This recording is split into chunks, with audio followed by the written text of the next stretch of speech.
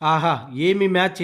భారత్ ఆఫ్ఘనిస్తాన్ జట్ల మధ్య నిన్న బుధవారం చిన్నస్వామి స్టేడియంలో జరిగిన ఆఖరి టీ20 ఫ్యాన్స్ కు 4 గంటల పాటు మస్తు మజాను అందించింది. పరుగుల వరద పారిన పోరులో విజేతను తేల్చేందుకు ఏకంగా 2 సూపర్ ఓవర్లు అనివార్యమయ్యాయి. అయితే రెండో సూపర్ ఓవర్లో యువ స్పిన్నర్ రవి బిష్ణోయ్ అద్భుత బౌలింగ్ తో 2 వికెట్లు పడగొట్టి టీమిండియాకు ఉత్కంఠ విజయాన్ని అందించాడు. సూపర్ ఓవర్లో 2 వికెట్లు పతనమైతే ఆల్అౌట్ అయినట్టే లెక్క.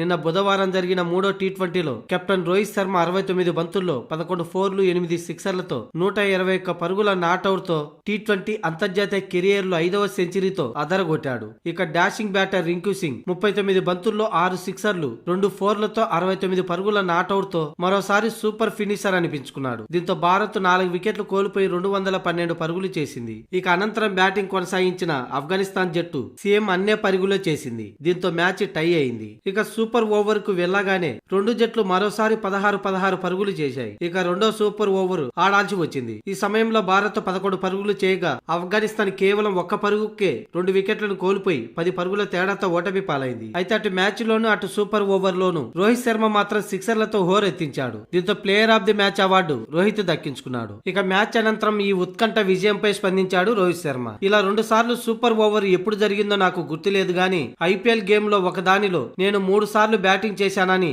రోహిత్ శర్మ పేర్కొన్నాడు. భాగస్వామ్యాన్ని సృష్టించడం చాలా ముఖ్యం.